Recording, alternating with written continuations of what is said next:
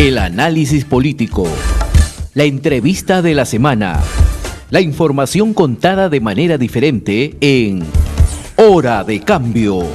Desde estos momentos nos conectamos con el Perú en Hora de Cambio. Si quieres estar bien informado, quédate en Hora de Cambio. Imparcialidad, objetividad al momento de darte las noticias con Hora de Cambio. Bienvenidos.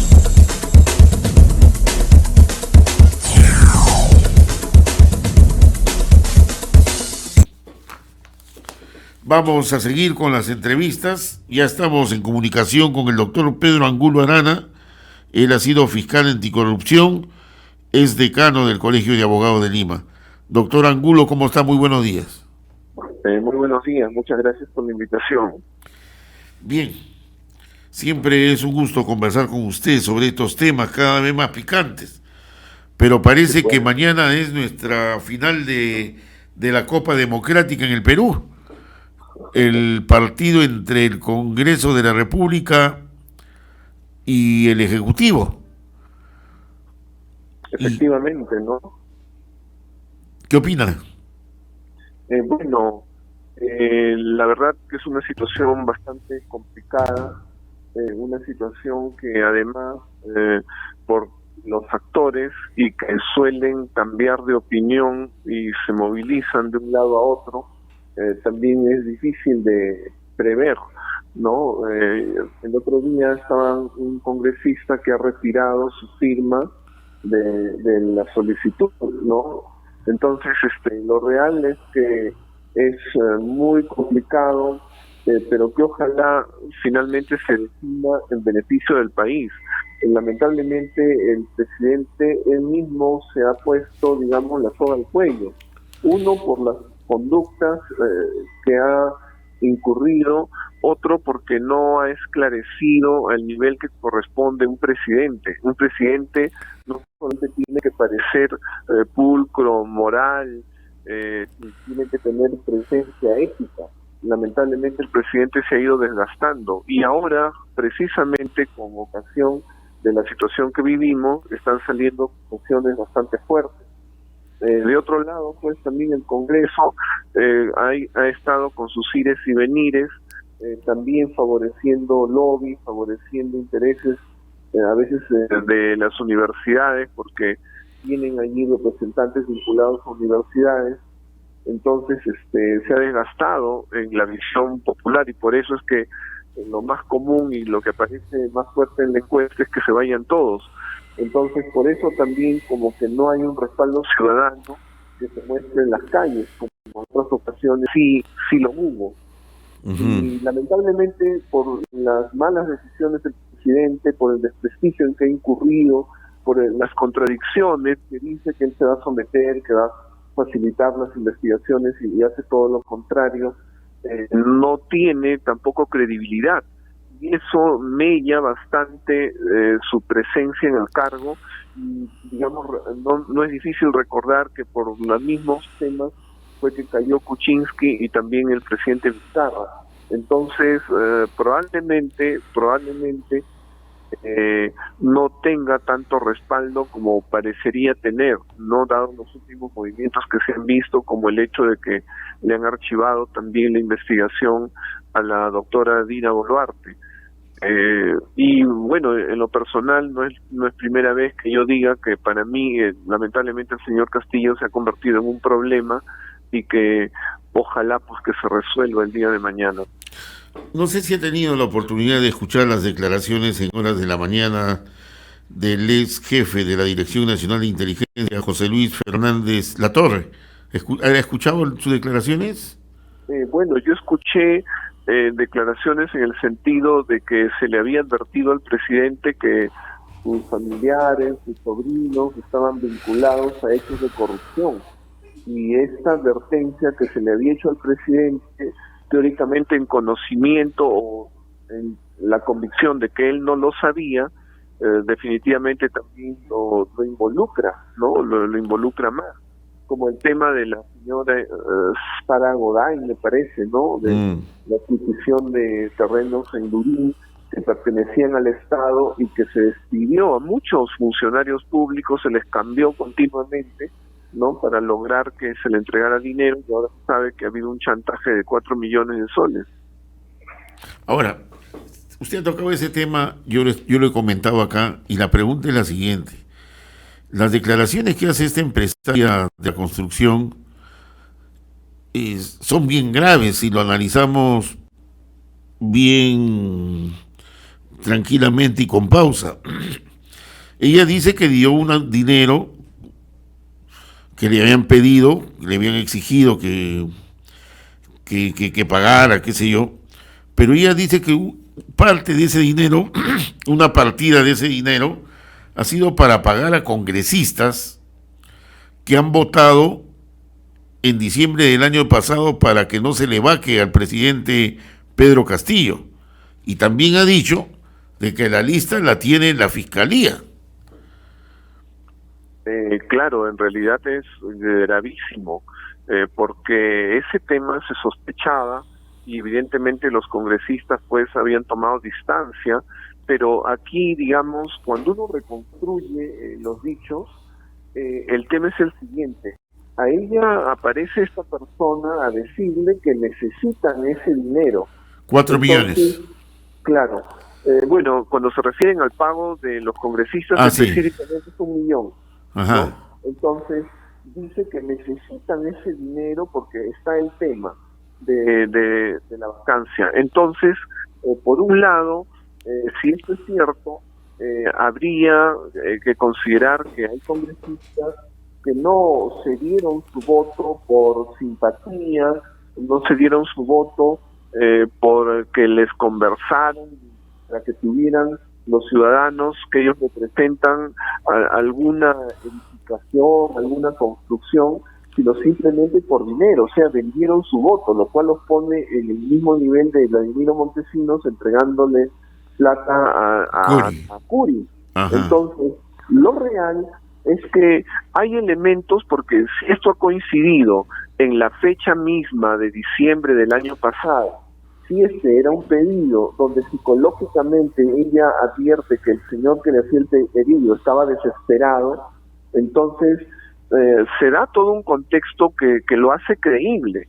O sea, no es solamente el pedido, sino el contexto, la forma, el momento histórico, etcétera, ¿no? Entonces, de las señas que pudiera dar ella en refuerzo de esto, va a depender definitivamente una decisión grave del Ministerio Público. ¿Por qué? Porque yo escucho que algunos que defienden al señor Castillo dicen, la señora ha dicho que dio a través de otra persona, pero no ha dicho el nombre de esa otra persona. La señora dice esto y recalcan como que falta un dato, pero ella está diciendo que no lo puede decir porque está en investigación y quien sí ya lo conoce es el Ministerio Público, lo cual es absolutamente razonable, ¿no? Ahora, en esta coyuntura, definitivamente, si hacemos una balanza entre lo que ha declarado el ex jefe de la Dirección Nacional de Inteligencia, José Luis Fernández Latorre, y que sigue declarando en algunos medios de comunicación, y lo que ha declarado esta empresaria, prácticamente, ¿cuál tiene más peso, digamos, para una investigación?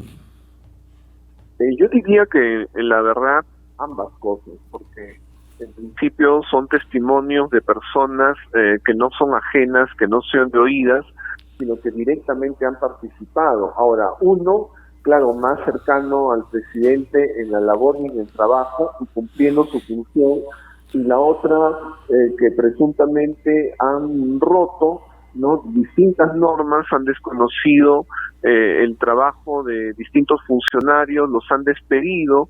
La última, tengo entendida, la última funcionaria que fue la que firmó, tampoco ya está trabajando ahí, y digamos, eso nos da una regla, o sea, dentro de eso hay una regla. Generalmente las personas que han participado en ilicitudes dejan de trabajar, las despiden porque las tratan de alejar para que sus testimonios no sirvan, y luego modifican las cosas, desaparecen documentos, etcétera. O sea, el hecho de que hayan participado en estas ilicitudes determinados funcionarios y que luego ya no estén trabajando, y va a ver que van a decir se les despidió por esto, es Claro. una represalia, etcétera. Ahora- Entonces, aquí hay reglas de la experiencia y eso Ahora- fortalece los Ajá. testimonios.